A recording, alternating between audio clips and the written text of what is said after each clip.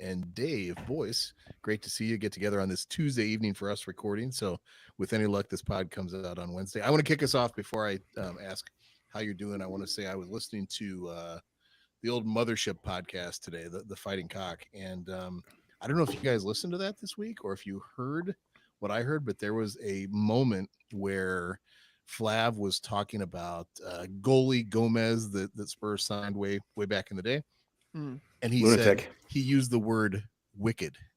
And I thought, oh, would you listen to that? Like, we are not. There could be some crossover there. I think I could see the Brits using the wicked first to their advantage. Yeah, it's the first I've heard Brit wicked usage. Doesn't mean it doesn't happen, but I wanted to believe that maybe we had an influence on that word choice. That's just what I want to share before I ask how you're doing. I agree. I think it's 100% us. I'll take credit for that. Why not? Why the hell not? It's all yours. On that note, how you doing, Mike? What's going on?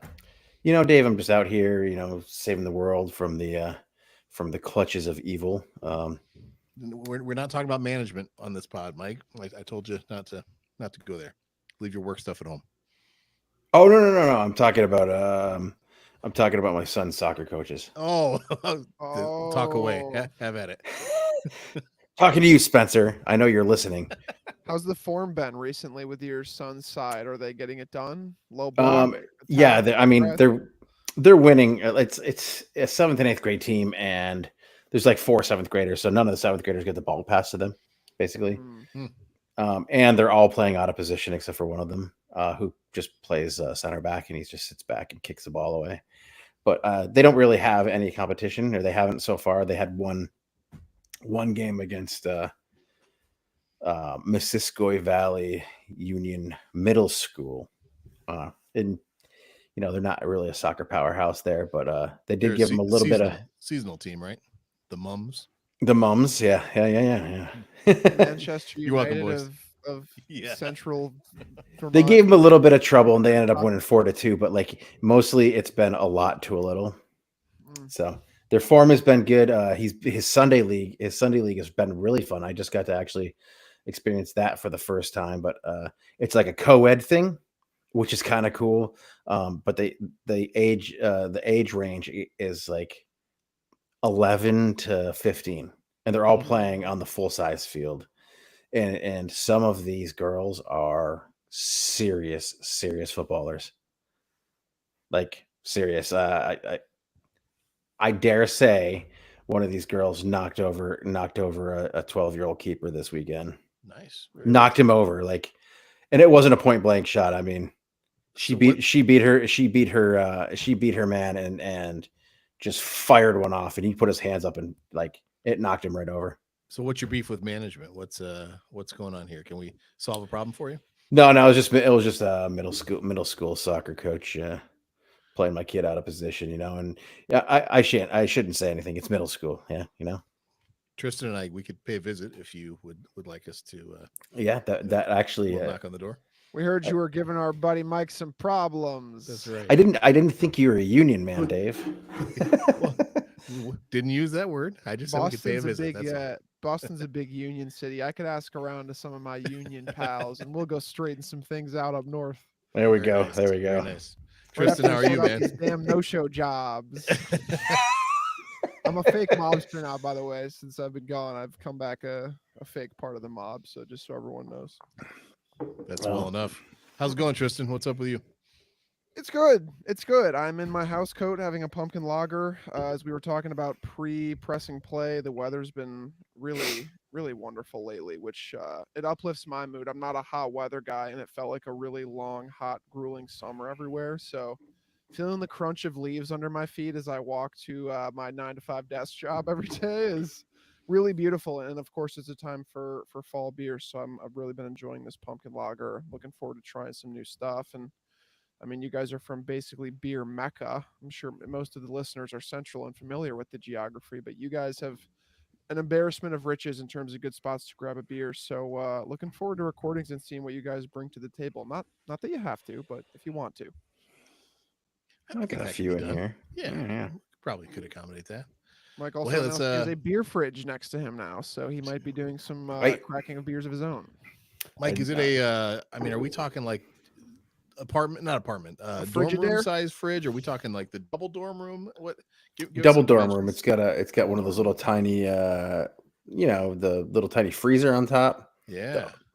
No door on that little tiny freezer. It's an open little tiny freezer, so you can stick some frozen delights in there that Nice. it might keep them Dump cold. bars and all that fun It stuff. might keep them cold, but it's not freezing. It's not freezing anything. This is understood. But I mean, the whole thing it's utilitarian, as a fridge usually is, but I mean, it's utilitarian for my needs, which is beer. I'm hesitant to I actually don't even want to think about my son in about 3 or 4 years being able to even open this. I might have to put a lock on it. You might. Of course, you have one in the garage too that you're also going to have to lock. Yes. Yeah, that's a good point. Yeah. This one's accessible because like the podcast layer is also the FIFA layer. So yeah, you're going to have to change that. /Fortnite. Once his buddies start hanging out and they're about 14, yeah, it's open season. It is open season. Oh, I know. I was 14. Indeed, you were. Hey, there was some good soccer /football this past weekend, and just let me set the personal context. Mike, you know this. Tristan, I'm not sure if you follow baseball, but my Chicago White Sox are now officially tied as the absolute worst team in the history of professional baseball. Tonight they may with the plight of the Chicago White Sox. It's insane. You're a fan. My true condolences. Yeah, it's rough, but as they say, there's nowhere to go but up. But so that's where I am in the baseball world. My NFL team, the Bears, have a lot of potential in the offensive backfield and strong defense, but their offensive line sucks, and they are not playing very well. Whereas Mike's Commandos are showing some cool signs. So in my world, Bengals, right? Say that again. Yeah, they beat the Bengals. Yeah, and Jojo Burrow. Yeah, I mean, it was really nice to watch. They're much like our Tottenham Hotspur from last year. Is like you can see the bones of what they're trying to build there. They've gutted the entire place, including the ownership group, and we have a new ownership group and new coaching staff all around, and it's younger, it's more vibrant. The team as a whole is very young now. And it's going to be fun to watch. We need to spend a little money next year and build a defense. And I think that the Commanders are, I think it's going to be a good thing for them. Jaden Daniels, he had a pretty wholesome moment in his post-game interview when they were talking about his first touchdown pass ever. He's like, yeah, this might be actually a really cool trivia later on. You never know. And his first touchdown pass ever was to an offensive lineman. It's a memorable moment. Yeah, it is a memorable moment, and he did actually have a real touching moment where his dad came down to the end zone and over the wall, kind of gave him a hug and a high five, and it was a touching moment. Nice. So that's good stuff. And I love it. 2 weekends from now, I'll be down there, get to watch them live and in person. So yeah, against the lowly Clevelanders. But hey, when your baseball team and your football team are terrible, it's always good when your English Premier League club has a good weekend. So we had a good weekend. How did it make you guys feel? I left watching that game feeling pretty good. Tristan, how'd you feel after what you saw? I felt good. I don't want to do the thing where like all the vibes are good and someone brings up something that's that's negative. But we were playing a really depleted, sort of limping Brentford side that's had a really tough start to the Premier League season, and I would argue they weren't planning on finishing mega high either way. So we did make poor competition look poor, which is something we've had a really difficult time doing all season. And most importantly, we got the third goal that pushed us over the line. I wasn't sure it was coming. I still don't think we're capable of winning a game 2-1 other than the FA Cup win, or Carabao Cup. I'm not even sure which one it was at this point, but we got the third goal, and it came from a guy who I had really been short on patience with in James Maddison. He had a game that he really deserved, one he really badly needed. So, and it was a home game. Solanke got a goal. I mean, there was vibes were pretty high. It was nice. I don't want to make it too big a thing, but we really did need the 3 points, and we got them. Yeah, you know, something you said there about we made poor competition look poor.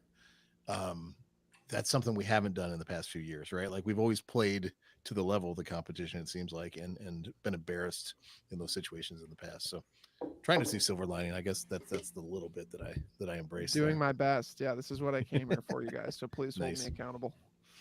We'll do our best. Mike, how about you? I saw it a little bit differently. I saw a Brentford team who was a little bit brash. They came out a little bit unexpected in terms of the way that they set up. They set up in a back five, attacked in a back four, and then pulled out some tricky shit with just kind of sneaking and Mbumo just fucking everywhere. Um, Coming in from the midfield, coming in from the wings, like the dude was everywhere. And I mean, obviously he's their horse, you know, he's their money man. He's the guy who's gonna basically have to do everything for them, and he's a hell of a player. Um, but I saw it a little bit differently. I saw a Brentford team, like I said, that was brash, who came out with their hair on fire, and I feel like um, a lot of that was from their previous week's performance against Man City, where they held Man City to they took them to task as well. And you know, when Pep has a tough game, you know, with an opponent, he's going to come out and say it, and he's going to come out and say these are the things that this other team brings. And I think Brentford came out with a hey, what the fuck do we have to lose type of a attitude. Unfortunately, Ange Ball prevailed, and I think that there were definitely reasons for it. And and part of that reason was the positioning of James Madison and Son, and the ability of somebody like Destiny Adogi to get forward and be part of the attack as a left wing back, if you will. Um, I also think that I think our workhorse, our guy who's pretty much been our standard bearer for the season, Dan Kulisevsky, had a lot to do with it too. These guys were all over the place, and it was super fun to watch, especially after what we witnessed, you know, in the midweek. Um, and you know, a lot of that probably was because of the rest that they received. Most of them received, Mhm. but you know, I think that they were a little bit more brave. Teams and you know, teams that come out and try and play against Spurs, you're gonna get fucking whacked 90% of the time, right? Because if you're gonna come out and play with Spurs instead of backing up into your box and just trying to defend for 90 minutes, which is what a lot of these teams have done. You see it in the stats. I know that the Vermont Spurs chat had shared quite a few of those graphics, right? With the Spurs are first in everything except for goal scoring, right? And you know where it counts. I think that Spurs took advantage of a team that came out and said, you know, had a little bit of that bravado and said, we're gonna play with you guys. It just didn't work out because every single time they tried to move the ball, somebody was right fucking there. And I think Ange learned from playing this team last year that this is how they're going to play, because you know Thomas Frank is no dummy. He's going to play with and use the resources that he has. So I thought it was a really fun game to watch. It was exciting. Um, we were trying things. We weren't just trying to ping pong the ball around outside the box. We were trying to get the ball in the box. We were trying to dribble into the box. We were shooting from outside. I mean, it was an all around fun game to watch. Also, we have a fucking lunatic as a goalkeeper. Yeah. So since you mentioned that, there's a few questions I want to ask you guys, if you don't mind me throwing them at you. One is, and let's get to him momentarily. Tristan, man of the match for you. Who jumped out at you as your go-to guy? I mean, I thought Madison, it was well deserved for him. He ended up getting like the official man of the match in post game, which I absolutely thought was deserved. I mean, I would be again. He is someone who had been really testing my patience in the midfield. I think I'm kind of trigger happy to go like, oh, let's throw Kulu there. Let's even throw Bergval there. Like, there's no reason to give a player so much patience. And Yeah, I was with and you, let Tristan. I was totally the same wavelength as you. like I didn't. He's a player I value very much, and I think he still fits our system very well. It's just we kind of had given him what felt like to me was a frustrating amount of leeway. But regardless, he shut me up, and I couldn't have been happier about it. Yeah, for sure. I mean, I think our wingers are putting themselves in really good positions. I'm sure we'll bring up Brennan Johnson at some point on this podcast, but he had something to prove, and he was playing with a much, I think, a much hotter fire than he usually does, and it showed in several different ways. But I would go Madison. I was really, really impressed. I'm hoping he can sustain this. It's like I'd love to see some other guys in that position get minutes in the Europa League, but at the same time, I want to string some wins together. So I'm thinking like let's just keep having Madison cook because I'd like to see the form continue. Son with the 2 assists, he also needed as well, so he'd be a close second for me. All right, Mike, how about you? Man of the match. Fraser Forrester for not being on the field. I had to do that to you, Dave. Such a dick you are, man. No, honestly, I'm going to agree. Madison was great. I think he was being asked to do a little bit different of a job than he normally would do. He was being asked to be a facilitator. He was being asked to be creative. He was being asked to kind of press a little higher. But going through FootMob, looking at some of the stats and stuff, he had 7 successful dribbles. That's outrageous for a number 10 like that. Those are winger stats. So you go back and you watch it a little bit, and you notice that he's breaking out onto the wings often. In that every single time we intercepted the ball or won balls back in the midfield, he's breaking out to the wing. Son is coming more to the inside and kind of almost in behind Solanke. Mm-hmm. And it's creating issues because, Sonny's not the guy who's going to beat somebody off a dribble. We know that Brennan Johnson's not going to do that, right? Brennan Johnson loves to drive the ball down to the corner and throw a cross in. But just kind of watching that happen, it's like James Madison is almost playing that winger position, which also allows kind of Destiny to come in and create some havoc. I think that, Destiny coming in there was mostly for defensive purposes or winning balls back, that kind of stuff. But like seeing Madison have a little bit of freedom to dribble the ball, and he's got a lot of tricks, and his footwork it seems impeccable to me, or at least did in that game. I think we saw that a little bit when he's successful in the early season last year before he got fucking done in by Chelsea. And I've been saying it week after week. I feel like James Madison is improving more and more week after week. And that comes with a little bit of like confidence, right? Dave, I'm eager to know. So assuming maybe you agree with us even partially, pick who's somebody else who you think maybe was a sleeper pick, or maybe you had picked somebody else already. For man of the match? Yeah. Brennan Johnson for me, honestly. Mm-hmm. And maybe it's not for impact on the match, although I mean opening goal is important and critical, right?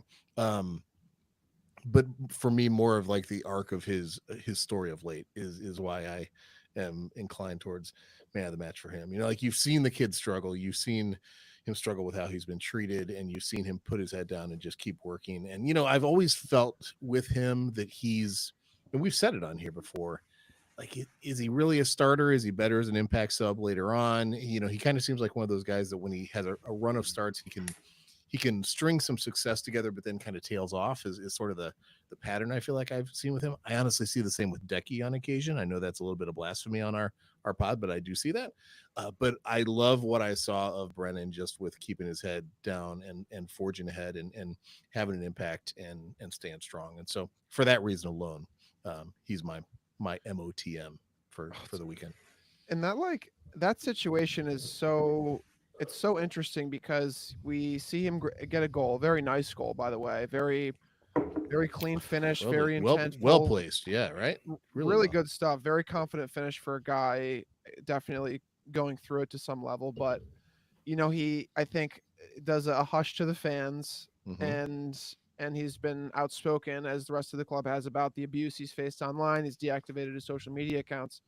I'm thinking like these are really three different realms of fans. There's the so-called real fans. That's everybody on this podcast. We get really upset at times, of course, but and I can say confidently none of us have ever like sent a message to a player, saying anything or like that's obviously a completely different realm. Well, of Tristan, wrong. I'm confident two of us never have. I'm not sure Two about of Mike. us. He Yeah, might have yeah. actually. I'm a wild card, but I'm not, I'm not that much of a dick. I don't at players or celebrities. That's right.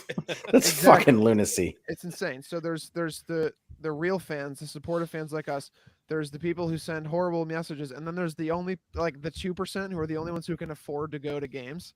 So like, so it's like three completely different realms. So I understand the gesture, and it feels really good seeing him succeed, because of that. But I'm thinking this is just all. It's all completely different. The club has such a wide fan base, as do most clubs. That's True. kind of how it works. It's not like you want to recommend a player get rid of social media, because I think in a lot of ways the clubs love that players are active on it. It gets the club more views. That they love when all the post game picks, win, loss, or draw. It's gutted to not get the result today, but happy to be on the score sheet. Insert at any player here. Yeah. Love. Well, that's to a get classic Harry points. Kane post right there, is what you just described. Classic Harry Kane. He lost by 5. I don't know who that is. Hat-trick. But yeah, it's either way, it's nice to see. I do agree with you. I think when our team is our strongest, Brennan Johnson is coming off the bench either after a bad half and he's coming on at halftime, or in like the 75th, and he's being asked to maybe step in slightly larger shoes than he should be right now. But either way, good to see him bag a goal for sure. Yeah, for sure. All right, Mike, let's go back to your question that you started to ask. Vicario, worried or just a little glitch in the matrix? Like what are you thinking with the Vicario situation? Yeah, I mean, we've got Vicario for better or worse, right? Like we love our keeper, man. We know he's got that in him. He's a good keeper. I think that like he got dug out so badly online too. Like for his decision making. I thought that like outside of maybe two, there were two spots where he like taking the turn. I get that we're playing. I love the fact that we played out of the back. That's fine, but dude, take one less touch, right? Yeah, especially there. You make me nervous. Absolutely. But he's done it in the past where it's like he's going to have that outlet there, and he just didn't have that outlet. And that outlet's usually Romero. But Romero was like likely just done defending, right? So he might be out wide, or he got closed in on real quick because Brentford was every once in a while putting on a hard press, and they'd have a player come out of nowhere. So, I mean, he's usually pretty sure-footed, right? And we're not really worried. And he has the shot-stopping ability. That's not when we're not worried about that. What we've been worried about is his ability to defend on corners, and he's been actually pretty good with that, for the most part this year, outside of, one bullshit header by Gabriel. Much improved compared to last year. Yeah, very much improved. He's commanding his box, and sure, the rules have changed a little bit to protect these keepers, but he's commanding the box. He came out and punched one. I have no problem with that. I know it went out for a corner, but maybe he could have caught it. But the one that really made no sense to me is the handball. It was a handball. Come on. I mean, I don't even know why VAR didn't look at it. Yeah, I heard the explanation. For me, it's not. It's a yellow. It's a yellow on a direct free kick, right? That's isn't it? Well, they didn't look at it, so it wasn't a handball. So isn't a keeper outside the box, hands on the ball, an automatic red? Is that how that works? No, only if he's denying a goal scoring opportunity, and he only wasn't. Then. Okay, he wasn't at the time. Got it. So he was out there. He fumbled the ball, and then he tried to grab it before he went out. And then the third time, he definitely hit the fucking ball, and he was definitely out. The second one where like the ball kind of just popped out of his grasp, and he like pawed at it. That was very, very close. The third time was definitely outside the box, and it should have been a yellow and a direct free kick right there. And that's a pretty dangerous position. Sure. But we know that he's got the shot stopping ability, and he's a fucking lunatic. So I wasn't too worried about it. But I honestly thought he was going to get a yellow there. Tristan, worried or glitch in the matrix? Ooh, a wise old Premier League fan I met at a soccer bar a long, long time ago once said to me, "When your club has a bad keeper, you'll know it." I think, that we often forget, having had keepers of various abilities, but coming off a guy like Lloris, who on his day was one of the best ones out there in the world that could do it. We could definitely be doing a lot worse. We could be doing a lot worse if Forster's in goal. Like I'm terrified at the prospect of that, and I've talked ad nauseum about that on recent episodes. But some tough mental errors that really do need sorting. I mean, the two blunders, as you guys have brought up, there was like that when he tried to turn and do like a crazy trick around two swarming guys, that could have very easily been a goal. And then, as you said, Mike, the handball outside the box it's a very easy call. It was miraculous that wasn't a red right away. I mean, it was like painfully obvious, but those are two pretty glaring mistakes, and then we walk away 3-3. We drop more points. It didn't happen, so I don't want to say, oh, what if, because it didn't. He, like you said, had some great shot stops during the game too. Made up for it at certain times when he really did need them, but 100%.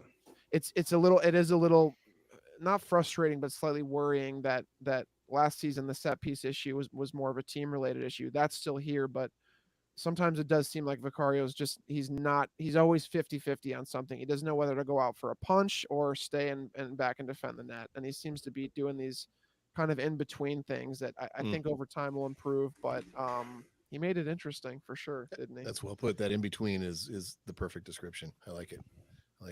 All right. Next question I have for you guys is, hey, Mike, what you drinking? Jesus Christ. Boom. Again. You hit me with that hard right there, Dave. I did. Well, you got the fridge right there. So Oh, yeah. No time to waste. No time to waste. Let's get right into it. So this weekend was a great fall weekend, our first weekend of fall, guys. Happy fall. Ooh. Oh no. Sorry, guys, I just lost audio for a second. Yeah, we lost you for a minute there, Mike. We didn't I know was what like, to are we do. done? Is that it? Yeah. Mike would be like, don't leave. It's still recording. No, we're all good. Perfect. So 1 second, I just got to fix my microphone, I guess, apparently. No, I'm good. All right. So anyway, we went apple picking. The family went apple picking, and as we do the first weekend of fall every year, and we didn't get to go last year, unfortunately, but classic fall activity. I always question afterwards, overrated or worth the effort? That's just my dude. It is my favorite. It is my favorite thing to do in the fall. You put in the time and you do it right, you can make some good desserts out of it too. So I'm with that. I think it's dude. We got a half bushel and a peck. Dude, they have lovely apples at the grocery store that I go to as well. It's the getting out with the family. It's the fresh apple. You pick it right off the tree. The crunch, the bitterness of the Macintosh that I love. There's nothing like being out there and the smell of that nice crisp air. It's just so fun. And and then you follow it up. The donuts and the cider and the. Oh, we got the donuts. We got the cider. We got cider slushies. Really? Yeah, this place had cider slushies. Good? Yeah. Were they? Oh, yeah. They just had like a regular, those like convenience store slushy machines. Yeah. Yeah, and they just put a bunch of cider in it, and it just turned into slush. It was wonderful. Like too, like similar to the corn maze, it does get a little less fun when you age out of going with your friends and throwing the corn / apples at each other, or like 50 yards over. And they're always like, don't throw the corn. And then you and your 14-year-old friends are like, I'm going to throw this corn further They'll never know ever seen anyone. Yeah, exactly. We can just blame whatever like family was one row over from us or whatever. But it's still the corn maze is something that I refuse to do. I'm not spending 4 hours trying to fucking find my way out of a goddamn maze. Call the cops right away. You only get stuck like Kevin on The Office when he got stuck in the corn maze, right? Exactly. So anyway, on the way back,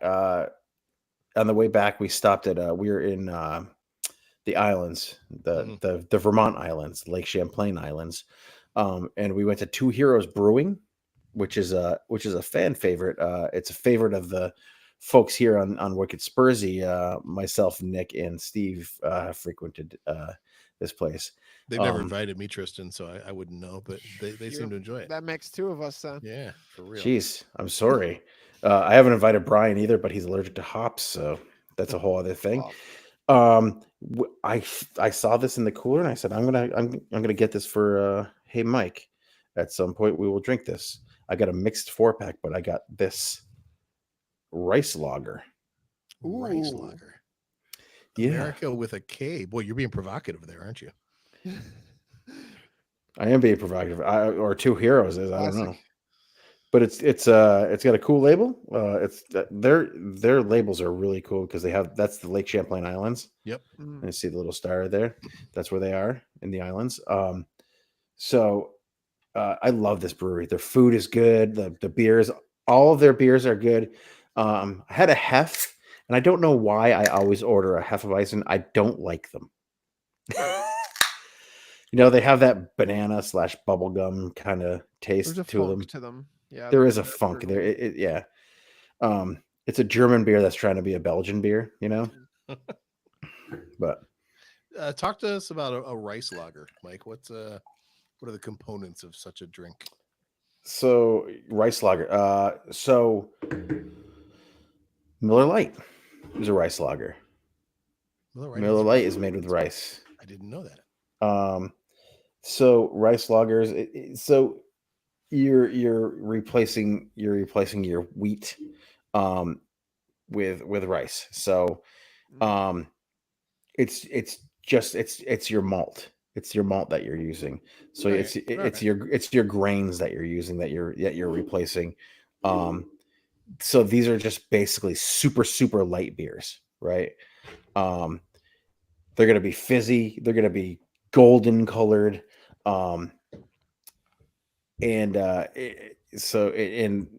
That's not to say that they're gonna be gluten free or whatever. But they use Pilsner malts and they use rice as a malt. Rice has starch in it. Starch equals sugar. Ooh, that was nice sounding. Yeah. I like I love that sound. But they're gonna have like a dry finish, very crisp, it's very light beer. It's very light beer. The Japanese make rice lager. Sapporo is a rice lager. Okay, got it. Which probably why this can looks this color. Yes, I'm thinking I see that logic now. So, by the way, I just cracked open a 10 Benz coconut stout. Ooh. Have not tried it before. I will let you know if it's worth it or not. That sounds good. Sounds like it might be in a the little can. ripoff of the Fiddlehead. But anyway, see how clear that is? That's just it's a nice Super beer. clear, yeah. That's like water, basically. Yeah, Crystal, probably bro. like Coors Light. Not like Busch Light. Not like Busch Light. Nothing's like Busch Light. He's pondering. He's wondering. Tristan, while Mike's thinking, how do you say this team that Spurs are playing Thursday in Europa? Look, I haven't looked that up Korabag? either. I think Karabag would be my Karabag. guess. Okay. Now, don't hold me to that. That is not gospel. Karabag is just my guess, but I It think makes- that's when I tune in. That's what I'm hoping to hear. It makes absolute sense to me looking at it. Do you know where they're from? Are they Hungary. Hungary? Cool. Okay. Mike, what was that team a couple years ago? I could not say the name for the life of me. Do you remember that one? Pasos de Ferreira. Yeah. Oh, I But thought it was Fahana. Pahush. Bahush de Pahush. Fahia. Pacos, it's Pahush. Bahush. So we had some listener try to it was a Portuguese team, right? And he In like the educated us, third he's full Portuguese yeah. league or so. Yeah. But Did they beat us? no, they didn't. It was like our first conference league game. Okay, cool. Yeah, I called him Pasos like de Ferreira. I called him Pacos de Ferreira or something like that. I made him America Ferreira. cool. So we got checked on the old Twitter machine. Tips Yeah, always that's- appreciated. That's what it's there for. If we have any Hungarian listeners, please reach out. Let me Yeah, know please tell us I how to did. say I think it's Karabag. Yeah, Karabag. Kind of like this beer is Carabao. this beer is weird. It tastes like spruce. Ooh, that Mm. sounds good though. As a Christmas head, Yeah, I'm not a big fan of this beer. I'm gonna tell you. but the rating's always out of 5, right? Yeah. Yes. 3.5 ABV. It's light lager, blend of rice, pilsner malt. It's a bit odd to me. It's a bit odd tasty. It's not what I would have expected. It's very, very light. It's very, very crisp. It's very fizzy. Obviously very little hops in it. So it's not gonna be that bitter. It just there's something that's not right about it. It's not a Sapporo. So light, fizzy, very little hops. So Harry Kane is going to be your player, right? Oh, light and fizzy, Light, fizzy, and no hops. Yeah. and no hops. Yeah. Sorry. It can't be Lucas Moura, can it? Can't be Lucas Moura. He had hops. Where I have Mickey Van de Ven has no hops for his height, but I wouldn't call him light and fizzy. So no, I don't know about a player at this moment. You ready for a rating? We got to see if Tristan and I can get dialed in here. I might go I'm back to pretty it. I down might on go this. back to a song on this, but Oh, you might Weeks go and to a song. weeks. Okay. Also, it's hard for me to gauge the actual. I got to get to know the scores better. So Yeah, Tristan, we're I- just gonna have to go like trust factor on our ratings here. Okay, so just get yours in your mind and let's reveal. them. yeah, do you have? First Did time. you pick a rating, Mike? I have a rating. I'm ready to go. Okay. Um, Go ahead, yeah, Dave. I've got one in my mind as well. I have one Okay. in my mind. Okay. I'm going to say 3.1. See, I picked 2.2. I picked way less than that. And I was. Oh, it's not disgusting. I was 2.9. I It's just thought that, it's just a little. It's there's something that's not sitting right with the flavor. Okay, Mike, let me ask you this then. So Dave picked 2.9 and I picked 2.2 and you said, "Well, it's not disgusting." So would you say 2.9 would be a rating of a beer that is not disgusting? Like is his that much better? No, like 3.0. I think 3.0 is kind of like the Anything less than benchmark. 3, it's like bad. It's getting toward bad. Okay. see Like, for like- me and in my mental, We did do a hey Mike with the colonoscopy cleanse drink at one point, yeah. and that got a 0. My logic, my calculus in my mind has been, if Mike's like, if you get I love this beer. Like if you get something like that, we're in the 4s, and then you have to gauge how far in the 4s are we going. Okay. Like is like 3s in my mind. So when Uh-huh. when Mike goes into I don't like, I'm thinking down into the 2s. But I didn't clearly- necessarily say I clearly don't like. went- There's just something that's not right about it. Gotcha. I Hey, think that might have been Leslie what Marsh, misled me. Yeah, we can keep dialing in, man. Yeah, it's like it's like an Eric Dyer of a beer. It's an Eric Dyer of a It's beer. just Well, fine, but like there's something Better in- that's not better right in the about it. stands than on the pitch. Yeah. I don't know about better in the stands. I mean, I'm all for a guy going in and defending goes his and- family. It But goes and takes a dump in the middle of the game. Is that this beer might take a dump in the middle of the game. These are Nice. classic moments, really. These I mean, classic- a true fan. should These have are the things that actual like. That's how I know someone's a true fan. As if it's like, what's your favorite Eric Dyer moment? When he left the game to take a shit, and everyone's like, "Oh, this guy's a fan. Like he knows the lore behind the team." It's true. You had to be tapped in for that sort of thing. We should probably have an Eric Dyer remembrance pod one of these days. Just Would be very funny. rehash old. He's still alive, I assume, but just rehash Yeah, old- Even like- He is alive. His head is still like oddly shaped. Like remember when he used to have hair and then he like shaved the sides and you're like, holy shit! yeah. His head is like a rectangular. He did really frustrate me, but I would love him to have like a 1 to 2 year MLS stint, so I could get like an Eric Dyer Chicago Fire kit or like Sporting Kansas City. I could see him settling down there for a year or two. I don't know if he has kids or not. You could just go. You could go to a Revs game and get like pitch side seats because they suck so bad and they're Mhm. begging people to come. You could have a sign that says, "Eric Dyer, I beat up your family," Mm. and maybe he would punch you in the face. He's like, it was you. I'm like, it was works. you. Yeah. I'm about to get an ass whooping of my life, but it's gonna be worth it. man. It would I be get a worth it. picture with him. I got a picture of him. And maybe some video evidence. Yeah, exactly. Eric Dyer, he always looks like the guy who, like, his 6th grade buddies told him what haircut to get. You know what I mean? Like his hair Yeah. just never really matched his head and never looked like Yeah. an adult. Was Is he still in Germany? Is he still with Bayern doing his thing? I Oh. think maybe. Let's get the research. Let's get the department on research that. department. Yeah. Doesn't Yeah. tag me as a Vinny Company selectee, but I feel like Company's pretty fiery. Like I can might see like him. that, yeah. I could see him being a company guy, but maybe he's not. Dave's not a company guy, or Dave is a company guy. Well, not currently, but Dave's actually, enjoying a vacation. Eric Dyer has 2 middle names. Did you guys know this?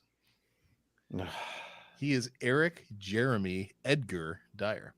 Oh, I was gonna say Charles. I was gonna throw Charles in there. And it says he's still with Bayern, has played in 1 match, and has no tangible statistics to speak of. 6'3", 201. That's a big boy. He was always Yeah. big. He Yeah. was always big. Yeah, good sized fella. Yeah, he's All right. he's a no fuck around guy. Yeah.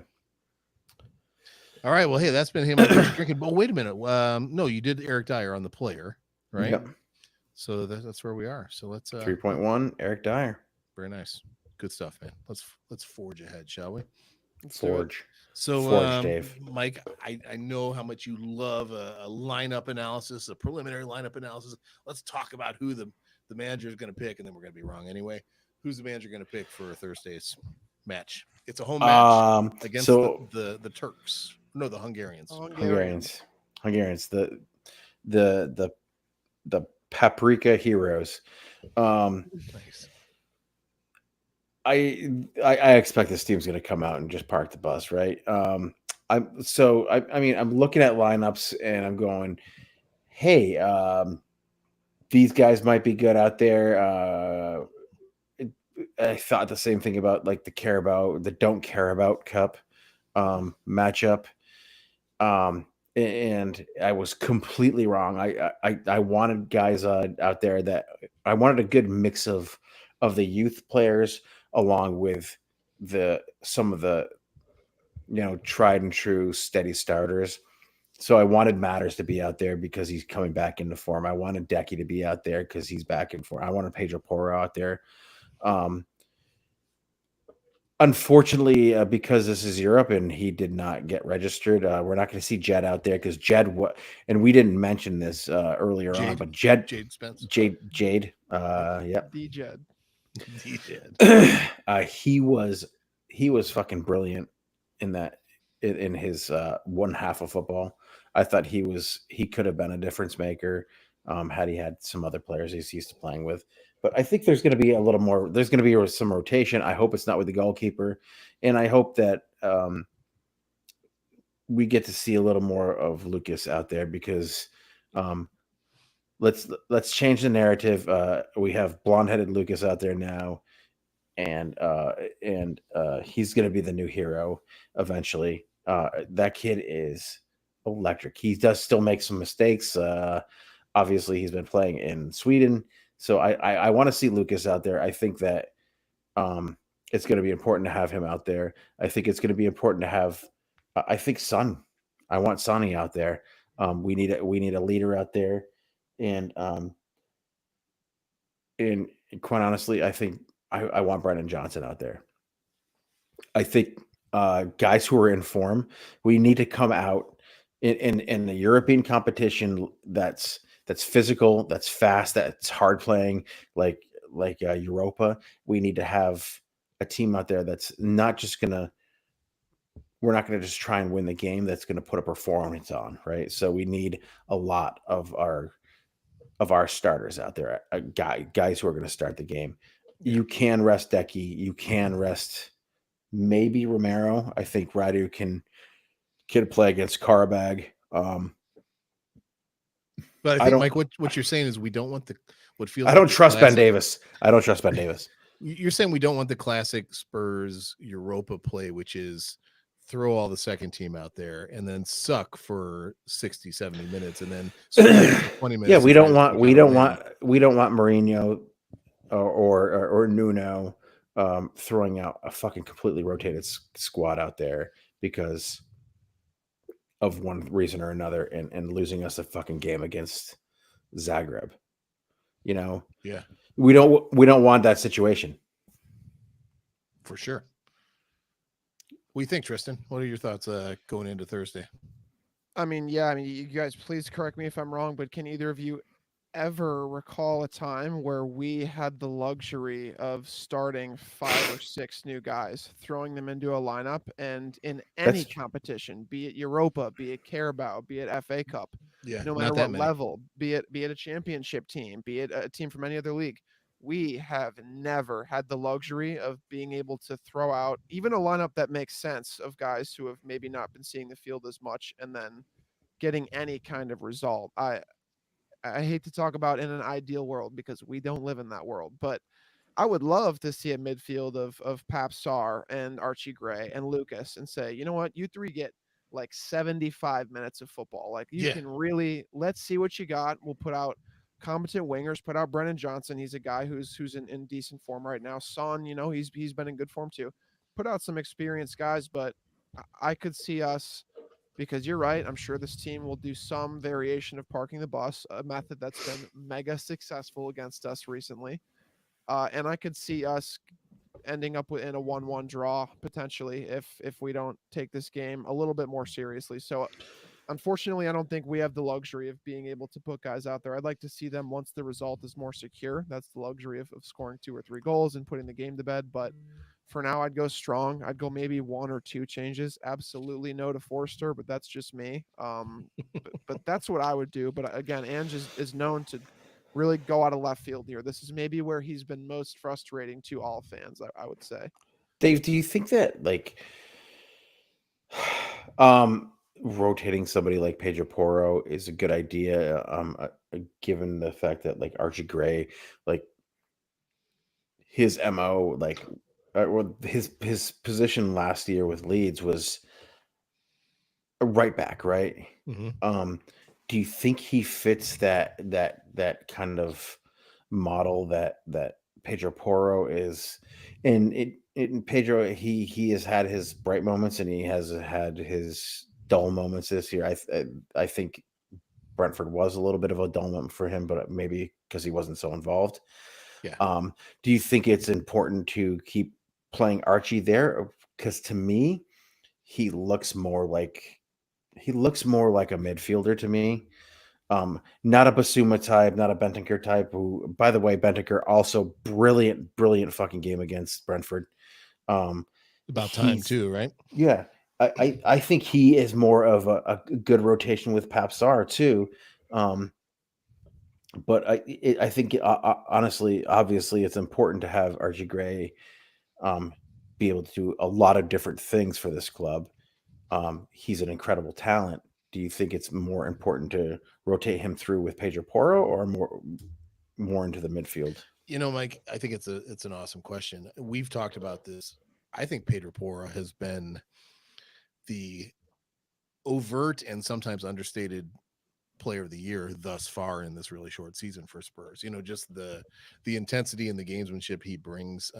And I agree, he didn't have a huge game this past week, but thankfully other guys did. What Pedro Porro has done in the past, though, is when other guys aren't having big games, he steps up and he's trying to fill that void. So I think anytime he's not on the pitch, you feel his absence, I guess is what I would say.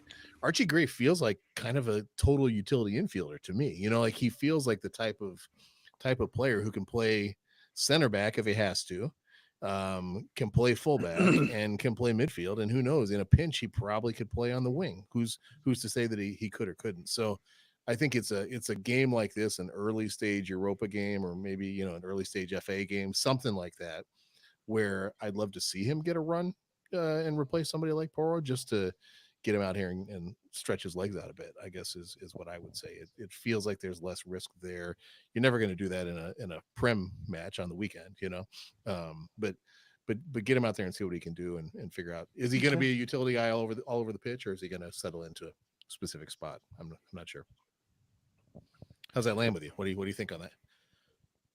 Well, I'll let Tristan's got something to say. I could tell. Like we, to put it frankly, have like $120 million worth of fullbacks right now. So I think, and that's a great problem to have. I think we're maybe 2 or 3 years away from a pretty intense bidding war on Udogi. I know I'm very close with an Arsenal fan who says if there's one player I'd steal from your lineup, it's Udogi all day long. And I Interesting. think City had like inquired about Porro, whether that was actually legitimate last year or not. But he was a City guy at one point. You know, he was affiliated with their club, and I think they saw what he's been able to do recently and thought, man, you know, they got a player at right back there. So Hopefully nobody's a City guy anymore pretty soon. hopefully not. But be that as it may, I mean, anyway.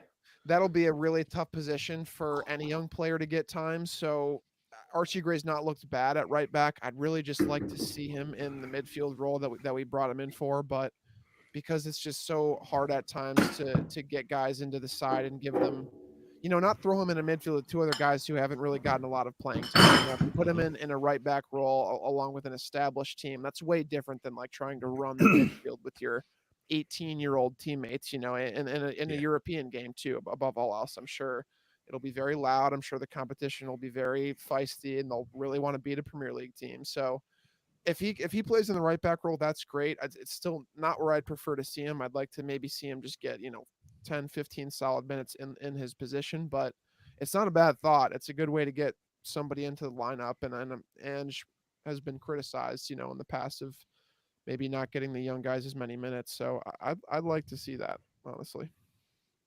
Very nice. Very nice. We have a game on the weekend, Dave. We do. Mike, I had it up. That sounded weird. I had it up. And then we started talking about Karabag, and now it's not up anymore. Karabag, no mas. What is our game on the weekend? Oh, it's United. Up Sunday at 11:30 at Old Trafford. Those bastards. United. Tristan, what are you thinking as you look at United on the weekend?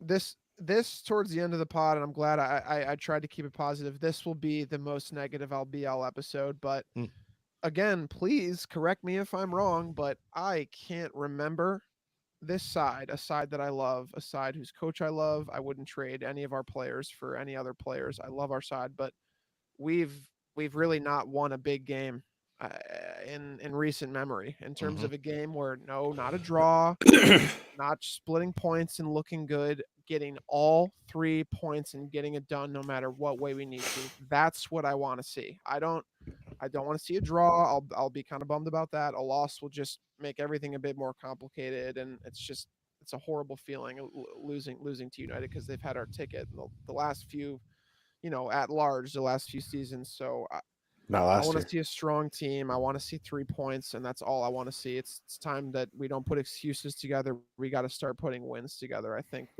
we're at that point now where we'll be playing a lot of matches, and a lot of them will be very difficult, but everybody's playing tough matches, and there's a lot of clubs that are getting wins out of that, some of whom have spent less than we have. So it's time to get a win, man. It's time to go to Old Trafford and beat them. They're a beatable team right now, and there's a lot of parts of that team that piss me off too. So I would really love to beat them, but I need 3 points. That's what I need.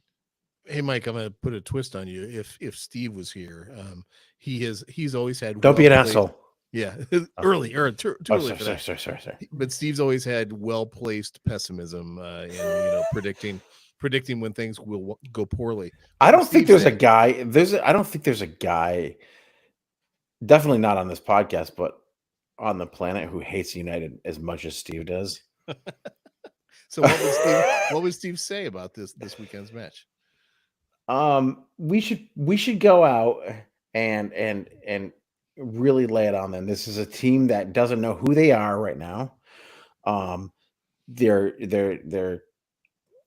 head coach, manager, he make a Ten Hag comment, no question. Oh no, yeah, Megamind.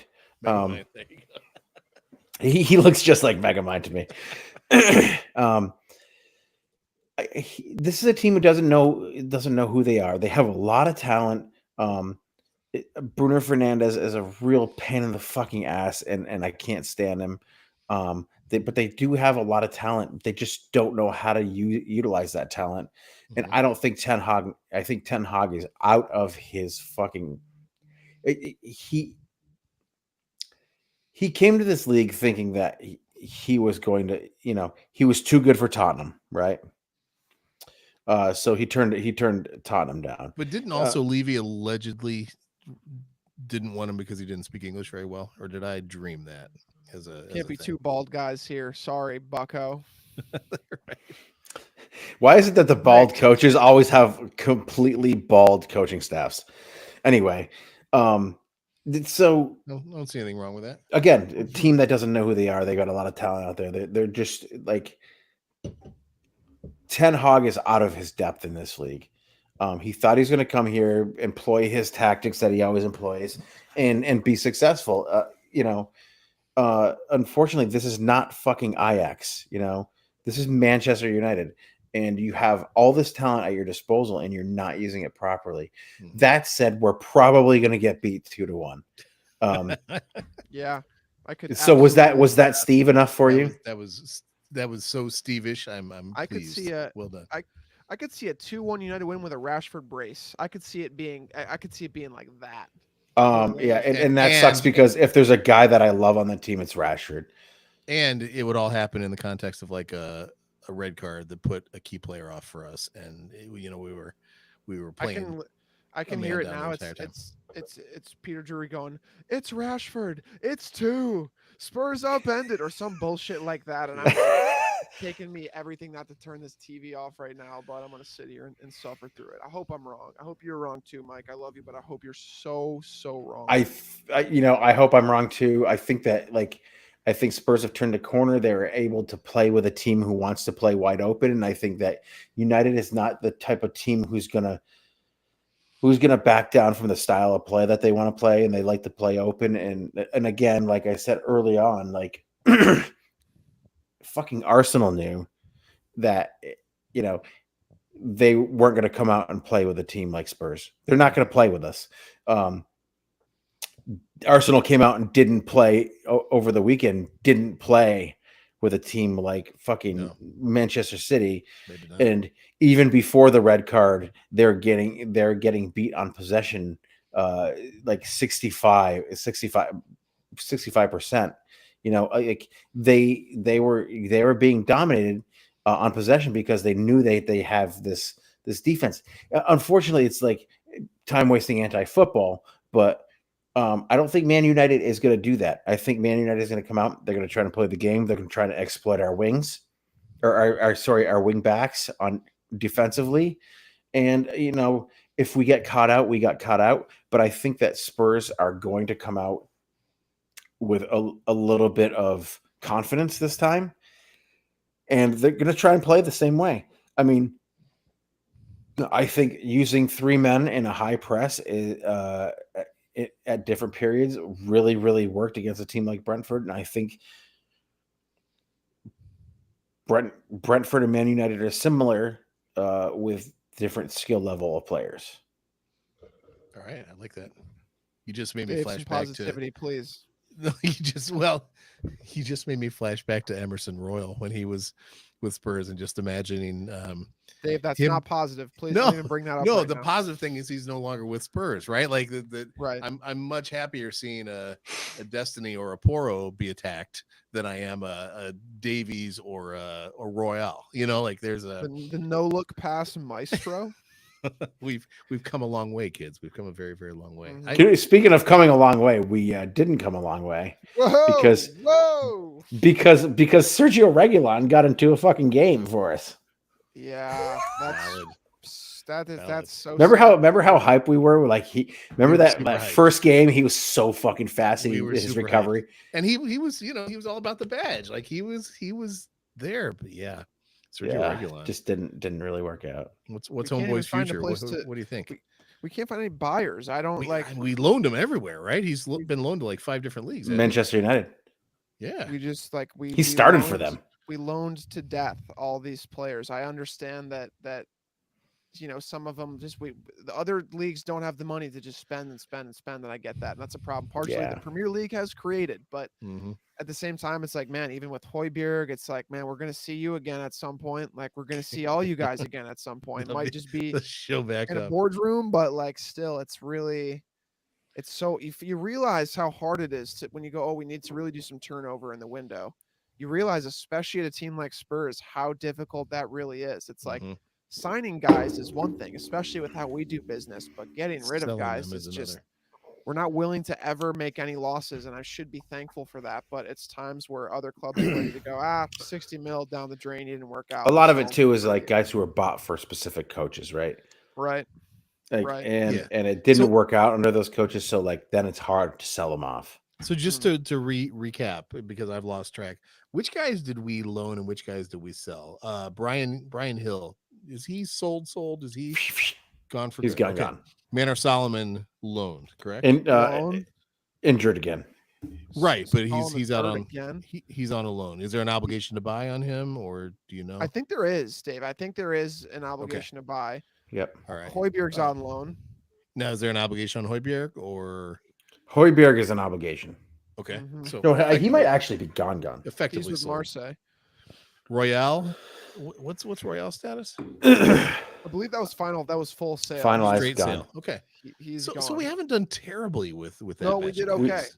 We've actually sold Lo Celso is Lo sold. Celso we sold. Tanguy just Scored. Lo Celso disappeared got a into that good brace in night. his debut game with Villarreal too over the weekend. He likes so- it there. It's he it's does. good He's for him. happy. He's happy Mhm. down there. Yeah. I'm happy for him because he was a good servant for the club, and I think unfairly dug out. He Romero just- was very vocal about keeping him too. I mean, pretty constantly voicing like he's a really solid player. We need to keep him in our lineup. Yeah, It's he just was never Argentinian healthy. homeboy, but still, Never healthy, man. You got to be on Yeah. the pitch if you're going to be a good player. You know.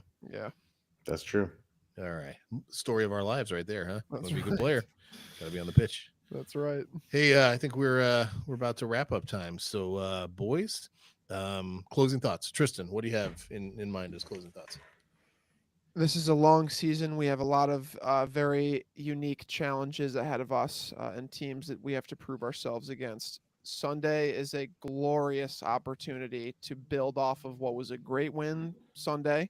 Thursday needs to go well as well. I want to go into this game 2 wins on the bounce, feeling confident, putting out a strong side, and I want to beat United. No matter how confident I am about that happening, I want to beat United and get 3 points and head back to London with all 3 of them in the bag. I like it. I like it a lot. Mike, how about you? I'm going to go a little bit outside of the box. So this weekend, we went, my wife and I, and We my know son you went apple Lucas. picking. Yeah, Yeah. cider. Mhm. And Rub it in. cider and- Cider slushies. Oh, We went delicious. to Favorite time of year. a music festival, and I'm going to make you feel really bad right now, Dave. It was for a center in town that suicide prevention. Thanks, man. Make me feel good. What the hell, Dave? Jeez. But I just Do they have apple want to cider bring there? they had beer. But I do just want to bring a little bit of light. Anybody who is struggling with mental health, please go out there. There are resources that you can find. There are places you can call, people you can talk to. So if you're having any thoughts of suicide, like mental health, we talked about it with Brennan Johnson. Get rid of your social media. Get rid of all the outside noise. And talk to people, because there are people who want to help you and who love you. And I just want to stress that this is a great festival that happens every single year in St. Albans, Vermont. And I know that this week Flav and Ricky talked about it on was it the Lads Anonymous podcast? And they have donated some money, and so if you can, if you have the money, go out there and donate to any mental health or organization or suicide prevention organization, because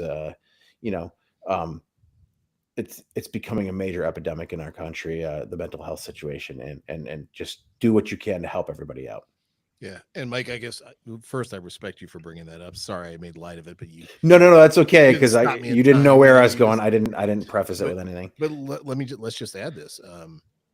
And I can speak for myself. Even when someone's not in crisis, there's still a lot of value to speaking with a mental health professional, speaking to a coach, speaking to a therapist, whatever it may be, just about everyday day-to-day life.